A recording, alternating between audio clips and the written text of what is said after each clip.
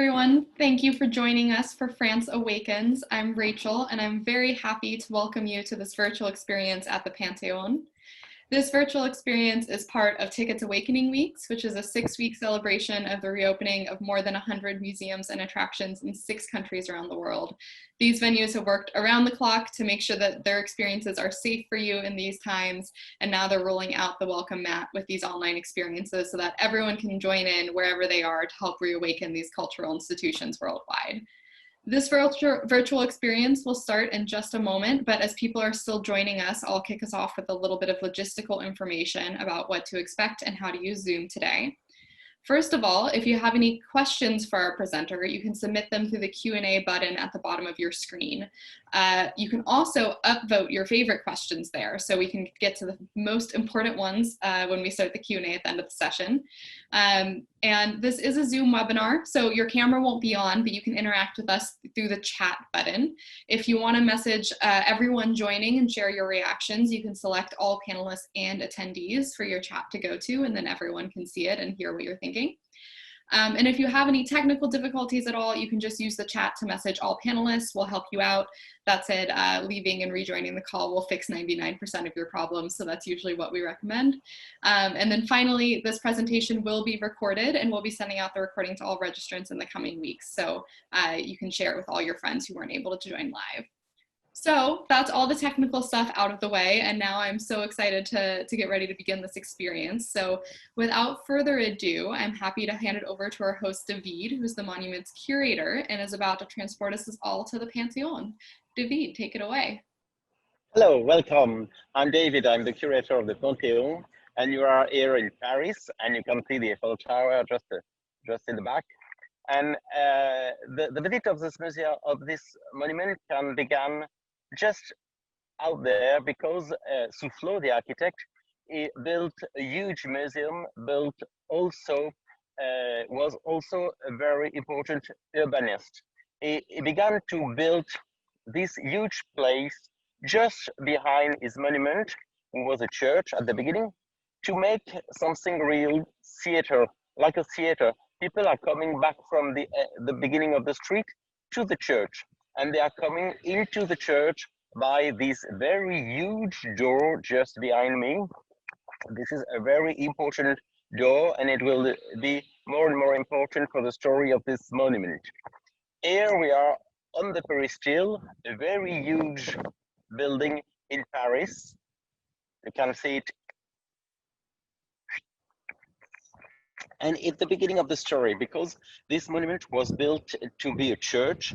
The beginning was with Louis XV. He wanted a new church for the Parisian, and he tried to do a very modern church. For that, he chose Soufflot, the great architect. It's a new architect, in fact, in Paris, and he was born in Lyon, in France, and he worked in Rome, in Italy. And he began to build this church in a new style. And this new style was very important for Louis XV. This church is also a political act for Louis XV, because Saint Genevieve, for whom was this church, is the most important saint in Paris. And Saint Genevieve is also a very important suburb of Paris. We are coming into the monument, and you can see the beginning of the decoration. We will be just on the opposite side of the door. We are just there. Those doors are only open for the President of the Republic, in fact, now. They are very important doors. Here you can see a lot of symbols very important of this monument. Those doors, first of all.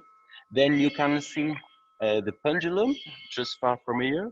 And then in the back, you can see the huge monument called Convention Nationale, just there. And just over there, you can see the Christ. And in France, it's very strange to have a Christ in a Republican monument. This is the story of this church. This church was built at the beginning to be a church for mourners, and they leave the church at the revolution.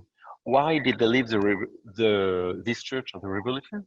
At this revolution, it's because it was the most important monument in Paris during for this part of the history, and the huge monument in Paris, in fact, and it was built by Parisians, but they don't go into the monument. It was only for people in religion, and they decide to transform this monument into what is now called the Pantheon, but was called at the beginning the house for great men.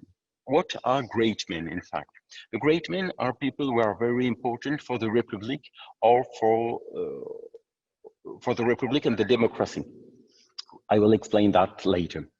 We can see here some decorative paintings on the wall. That's the story of Saint Genevieve. The beginning of the story is just behind me. You can see the young Saint Genevieve. Then you can see Saint Genevieve with Attila, who was just there. And Saint Genevieve protect, in fact, the Parisian from the barbarian. So that's why she's very known in Paris. We can see all the decorative painting and also sculpture just behind me. And there is something very useful to explain this monument. The painting are religious monument and the sculpture are Republican monument. That's really useful to visit the monument. The door behind me, the big door just behind me. And you can see on the floor a very nice decoration. This decoration was chosen by Napoleon I. Then we arrived near the Pendulum, very important moment. Up. I will try to explain to you. It's a scientific moment. It's very strange to find this inside. I will go just downstairs.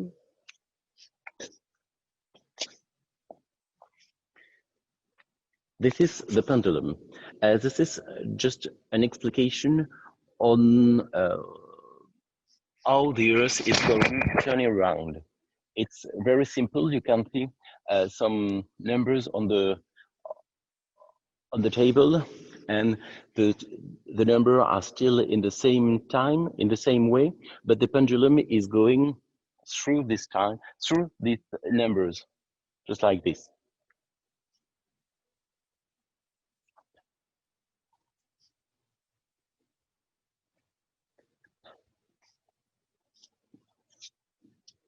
In the monument, the decoration are both parts. The first part is sculpture, and the second part is painter.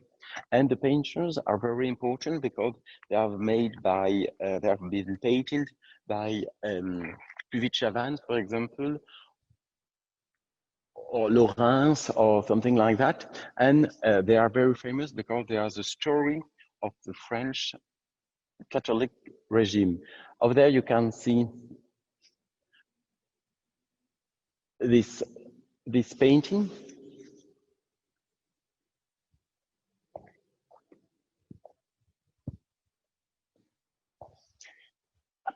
It's by Cabanel, and it is the story of Saint Louis. Just behind me, you can see the story of Jeanne of Arc.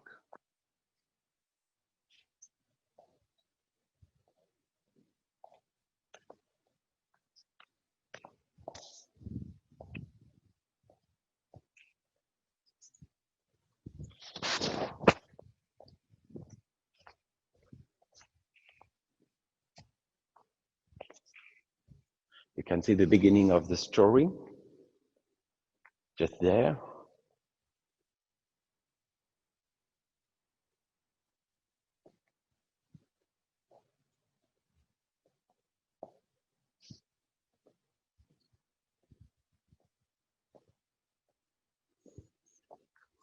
And the end of the story.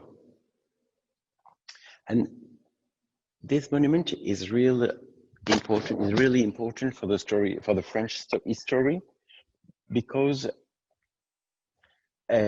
because at the beginning it was a church, then it became this house for great men, and during the 19th century, it changed of use every 10 years, in fact, when the political regime changed, and it began back, it became back a Pantheon at at Victor Hugo's death.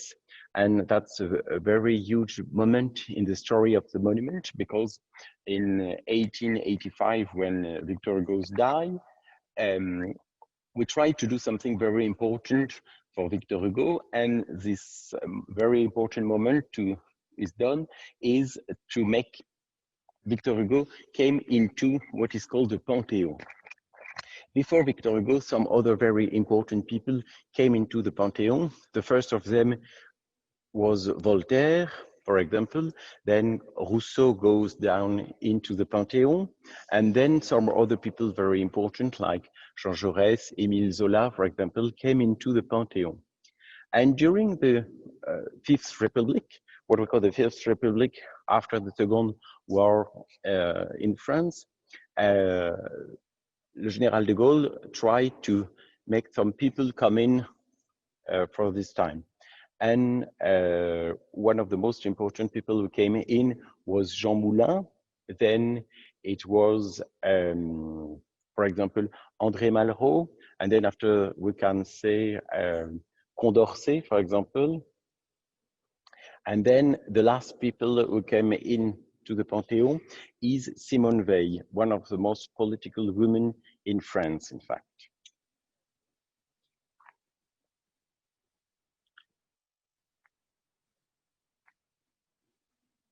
Just behind me, just there, you can see the Christ. And just there, you can see Marianne, the symbol of the Republic. And in France, it's very strange to have both in the same monument, because in fact, in church we have Christ, of course, and in public monument, we have Marianne. And this monument, sorry for the camera. And in some monument, it's the only monument where you can find both. I will go slowly to show you all the monument.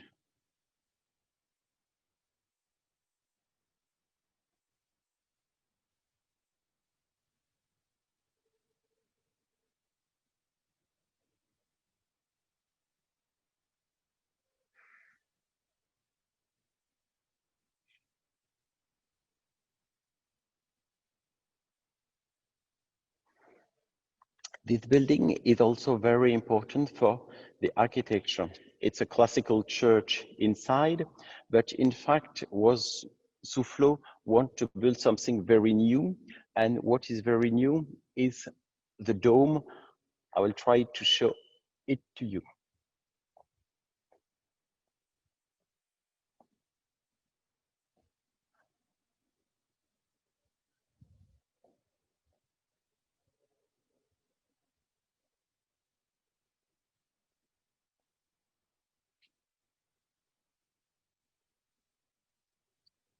Here you can see this very huge dome, and it's very important for Soufflot to build this, because it can make a huge monument in Paris with this dome.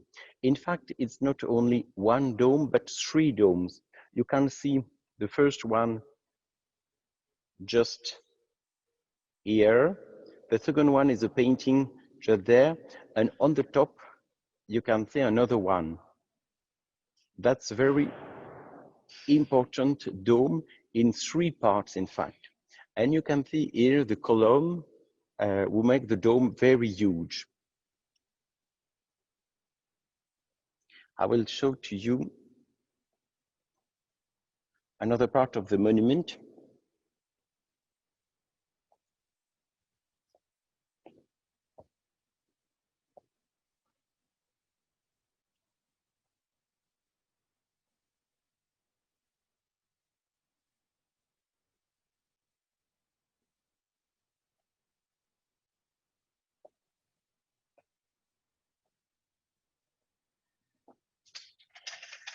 This part we are going to go beside is the model of the Pantheon by Rondelet and Soufflot. Soufflot was the architect and Rondelet worked with him. And this model is very important because we can see in one part all the monument, and you can see inside the monument. You can see all the monument in one view. And the dome with the three parts of the dome.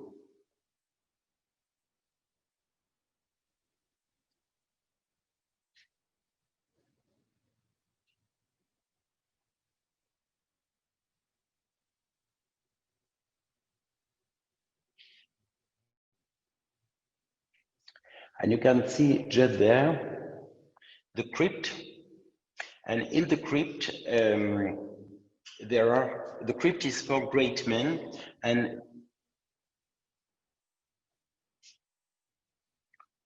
the crypt are for great men, but you can see also some great men inside the nave in this part of the monument, just on the wall. They are writers died during the war, just behind me. And you can see, for example, just there,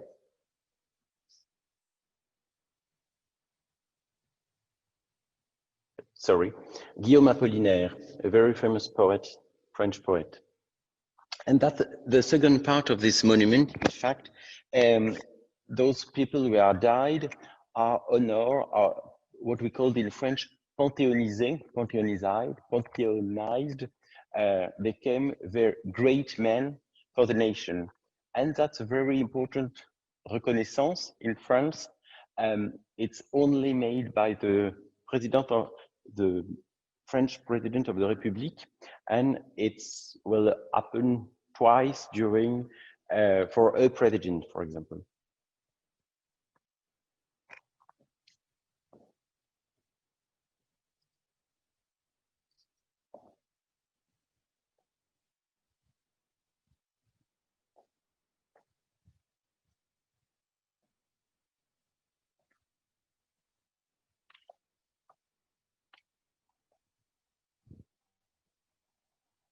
And David, we are getting some questions about the art that you're showing on the wall here. Could you explain a little bit about what we're seeing? Yes. Here is a painting by Puvis-Chavannes, and we have got two parts who was painted by Puvis-Chavannes. This first one who was painted at the beginning of his life. You can see just there, Puvis-Chavannes, and this is the beginning of the life of Sainte Geneviève.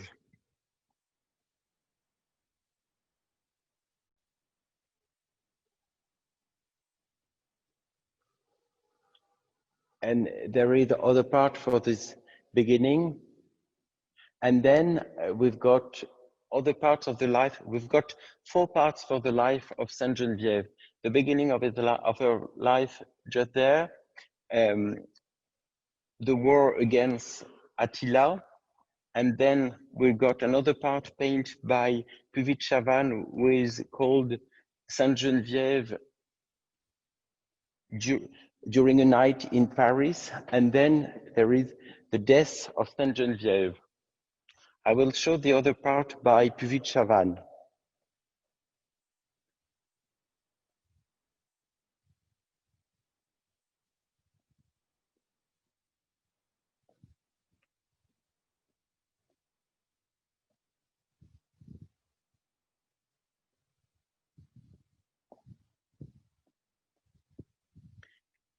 This is the third part of the life of Sainte Geneviève, and this is Sainte Geneviève during a night in Paris.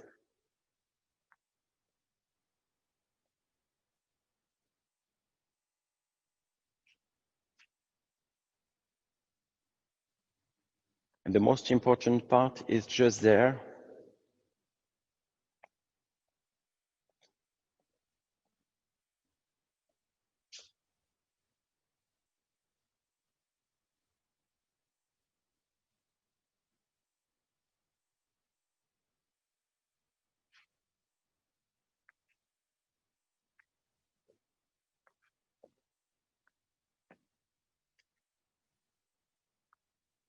And Puvis de Chavannes died just after this painting.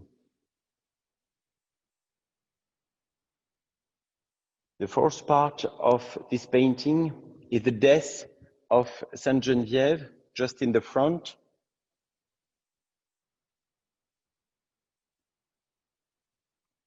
This was painted by Laurens, a Tulgian painter.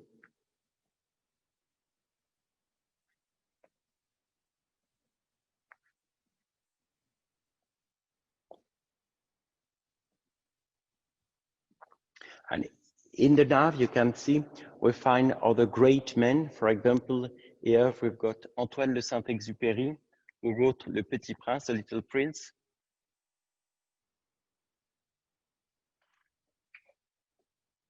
And there are a couple questions about the paintings that have come in. Maybe if you could explain, one person, Angela, wants to know, are the paintings frescoes?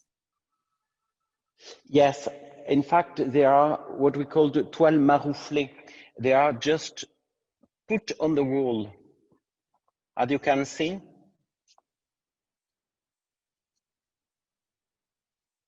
Just there, they are put on the wall. They are painted by the painters in atelier and then put on the wall.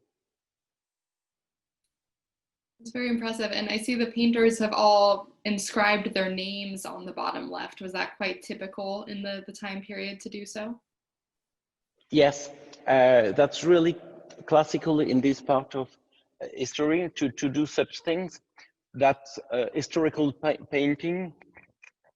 We've got some model like that in Musée d'Orsay, for example. And another question came in from Bridie, who wants to know, what did Saint Genevieve do, because she's painted throughout the monument? Sorry, I haven't heard. Bridie wants to know, what did Saint Genevieve do as she's painted throughout the monument? She saved the Parisian from barbarian. Very important then. Yes, but in fact, it's not exactly the reality, because the barbarian didn't came into Paris. Oh, they didn't. Okay. Well, there's another question about her from Nicoletta, wants to know, was she a warrior? How did she protect Paris? So what's the story there? No, the story of Saint Genevieve was a woman, and she was a public personnel, and she was very rich, and she decided to give some bread, for example, for poor people, and she decided to pray a lot to save people. Okay, and Anne-Marie wants to know, when did she live? She lives in the 2nd century. Okay. Wow. There are a few more questions that have come in if you are ready to go into some of those. Angela, for instance, wants to know if the floor is made of marble. Oh, about the marble. The marble, for example, this part, are very important. There are some transformation of the monument during the revolution, and some windows are closed, and Napoleon I decided to change the marble and to put this very decorative marble. In fact, it came from Pyrenees. It's beautiful, the detail there. And you can see the details on the floor, but have a look. It's the same in the cupola. The architect decided to do the same in the cupola and on the floor. And a couple questions about building. So Angela says, sorry if she missed it, but when was the Pantheon built originally? And then Marilyn, on top of that, wants to know how long it took to build. In fact, it was very quiet because it was decided by Louis XV, and it's during the 18th century, and the end of the construction is in 1792.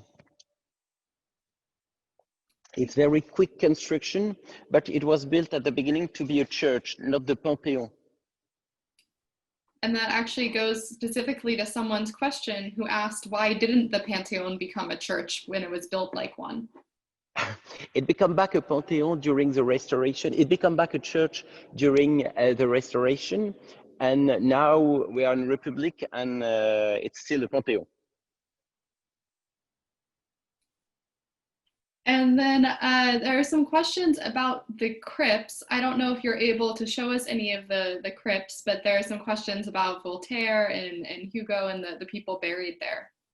Yes, we can't go into the crypt because it's not allowed to film into the crypt. Okay.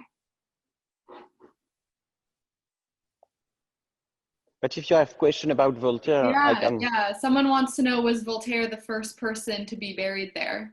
And if the public can visit the tombs when they come in person.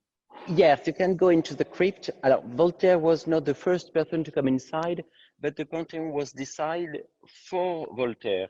The first man who come into the Pantheon was Mirabeau, but he didn't stay into the Pantheon because he's got a bad relation with the king, and so he was put out of the Pantheon.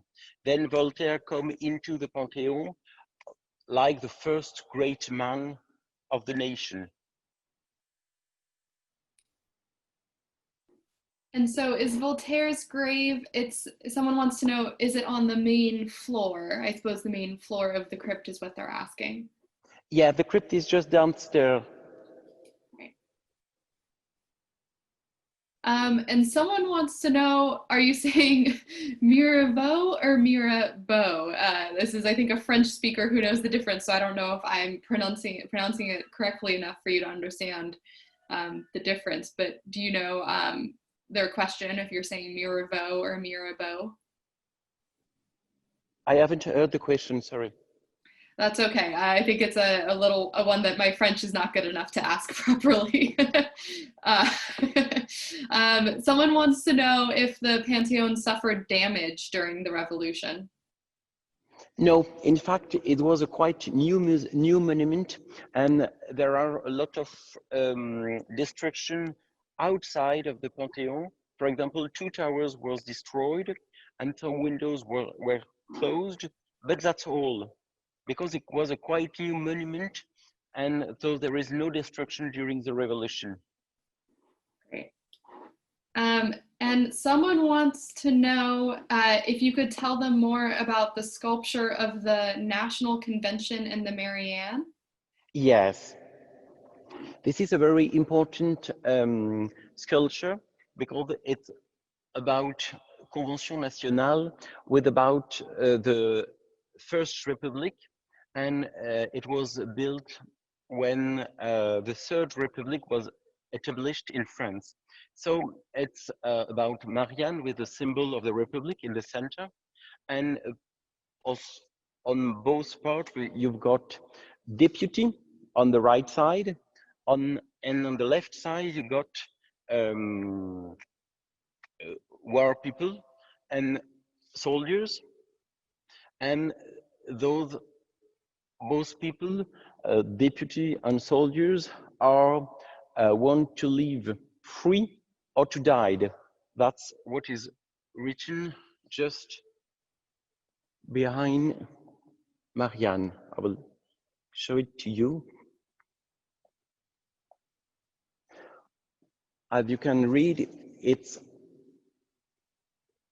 written "Vivre libre ou mourir," live free or die. And it's one of the most important symbols of the Republic into the monument.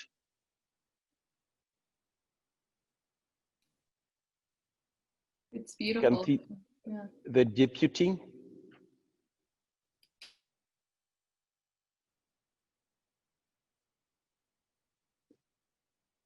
And the soldiers.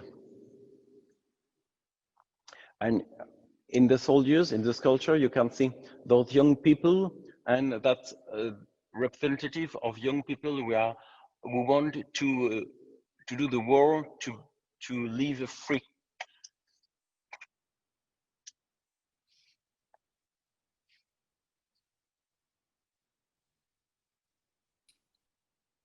Linda is commenting that that's also New Hampshire's state motto, to live free or die, probably with inspiration from the French. And in fact, this monument was very important for, it was really a church, but it was not also a church. It began after the construction. It will be a model for democracy people, because it began the Pantheon and the house for great men.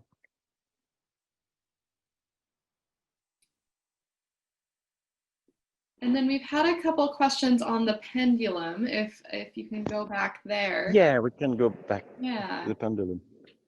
So Angela is curious if the pendulum is made of brass or gold. It's brass. No, it's no gold. It's 47 high. 47, huh? Yeah. And someone wants to know if there's just a little more story behind the pendulum, if there's a, what's the history of this specifically? Yes, the story of this pendulum, I will put the camera on the pendulum. This pendulum was made by Foucault, who want to make the demonstration that the Earth is turning without using stars.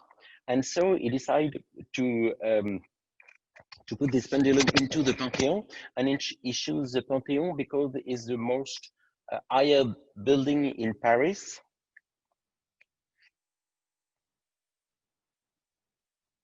"66 meters. And the demonstration, you can see on this table, there are numbers from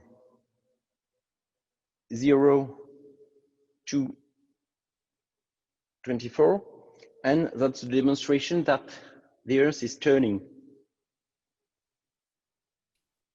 It's beautiful seeing the ball up close like this as it passes by. It's very peaceful.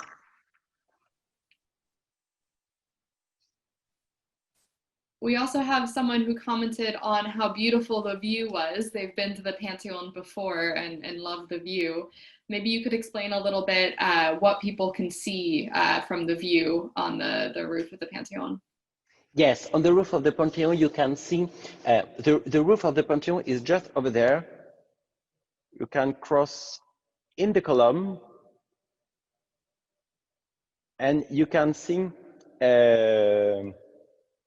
Paris from the top. In fact, you can see Paris from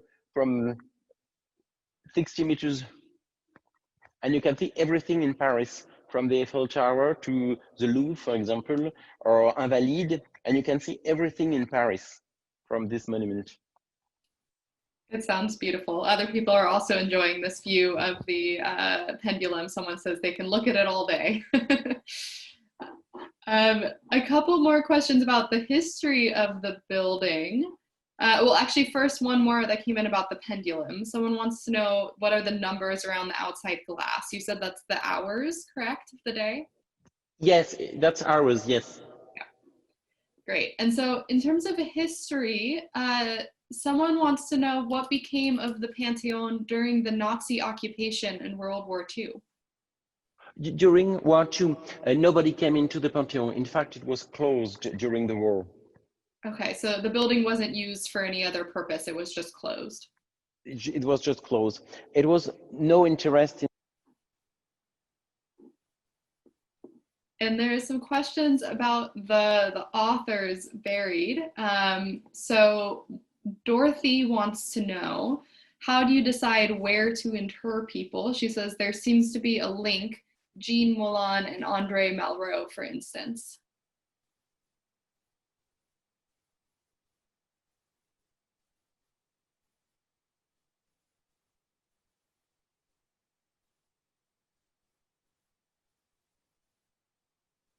Should I repeat the question? It was about how do you decide where to inter people?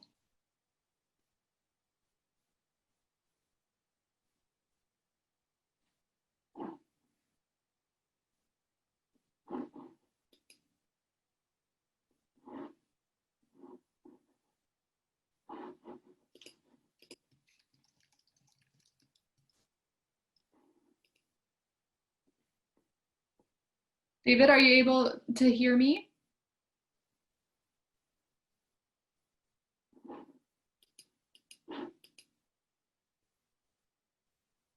It seems like we've lost his sound for a moment. I hope you can all enjoy the pendulum passing by as we wait for him to reconnect. I'll just message him to make sure he's able to.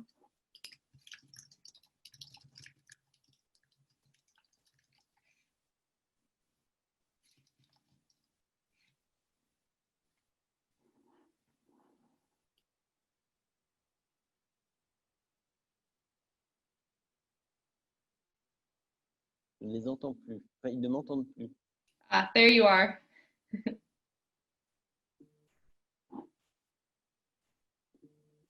Do you hear us, David?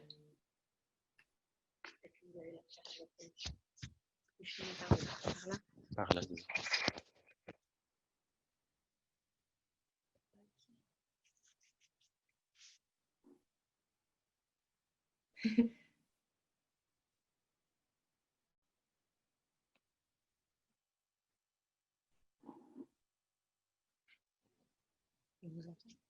Do you hear me? Yes, we can hear you. Yes.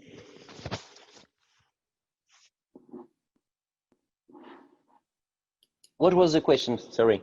No worries. The question was, how do you decide where people are interred, where they're put in the crypt? In fact, it's the family and the president of the republic who decide where they will be engraved. And is there a connection between people being next to each other, or it's just based on the space available?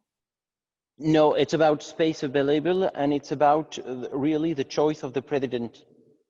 Okay. Because someone notes that Rousseau and Voltaire had a fight and then are buried next to each other. If that's just a coincidence or not. Yes, but because they are the two first to come inside, and they are just in front of them. Yes, that's really strange. And sometimes they say that during night they are always talking. And someone wants to know, Anne Marie wants to know, who is your favorite author buried in the Pantheon and why? Of course, it's Victor Hugo, because it's the first very important, and that's because Victor Hugo came into the Pantheon, that it become back a Pantheon. Great. And similarly, do you have a favorite piece of art in the Pantheon? Yes, and you can see it. It's a painting just, I will try to show it to you, just there. It's a painting by Gros, the painter Gros, and it's the famous king of France is Saint Louis, Charlemagne, Clovis, and Louis the 18th. And how did they paint the ones on the ceiling? Was there? Oh, there we go. Oh, that's lovely. Yeah, you can see the king. Were they lowered from the ceiling to paint that, or were there very, very tall ladders? They are very, very high, in fact. Yes. That's all I can do. Yeah, it's beautiful. Yeah, really nice. On a different note, Daniela wants to know if there's a reason why there are the letters M on the outside part of the Pantheon. Sorry? The letters M, so the letter on the outside part of the Pantheon, what does that mean? It's not the letter M, it's not for my name, but it's about, in fact, it's not the M, it was on the model, but it was not sculpted, it was flowers. When it was sculpted outside, it's sculpted and it's flowers. Ah, beautiful. And Dave wants to know, we saw some engraved names on the wall. I think you mentioned they were writers who passed Yes. away during the war. Yeah. Could you say a little bit more about any other, names engraved on the wall or people remembered by the building? Yes, it's a different way of coming into the Pantheon. They are not engraved into the Pantheon, but they are on the wall, and it's another reconnaissance from the French Republic, and they have been chosen after the Second War.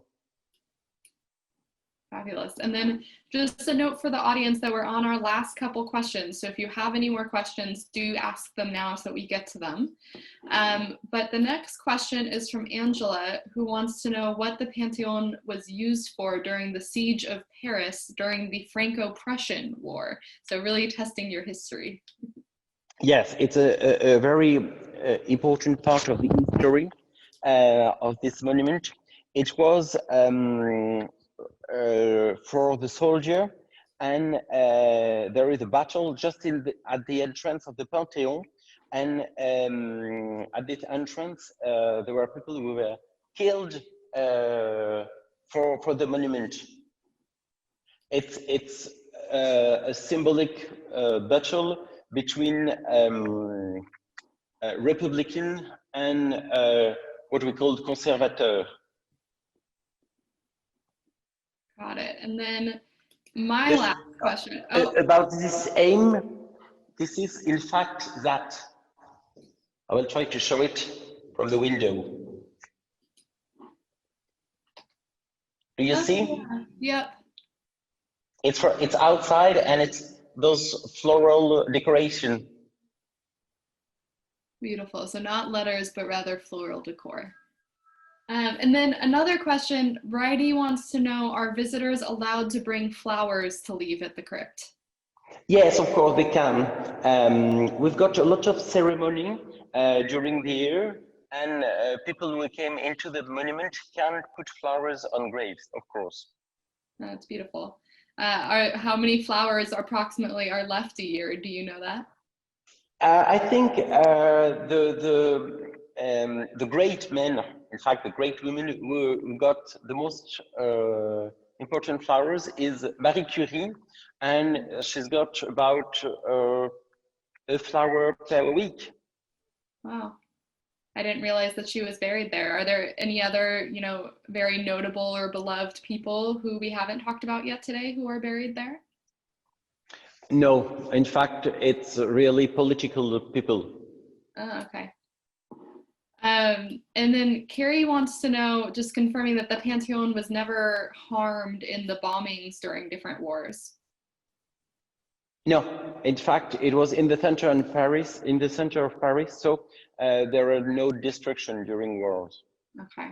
And then this might be the last question, depending on if someone squeezes one more in or not. But the last question I have right now is, what's the connection between Napoleon and the Pantheon? You've mentioned his name a couple times tonight, but what's his full history? Yeah. Napoleon is not in the Pantheon, is in Invalides, but Napoleon used this monument as a church and as a Pantheon. So he decided to put some people inside, but it's still.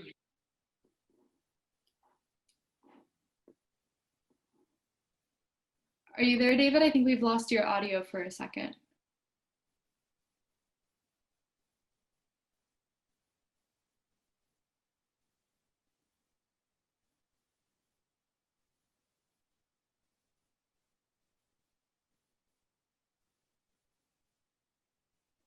David, are you able to hear me?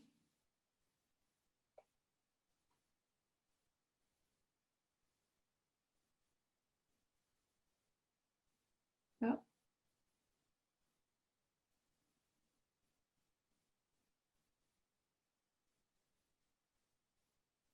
Do you hear me, David? We've lost your audio.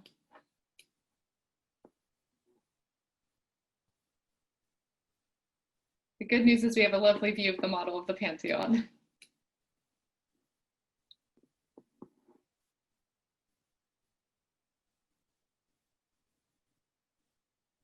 Oh, and there you can see the M's that he was talking about along the outside that are not M's at all, but rather the floral decoration.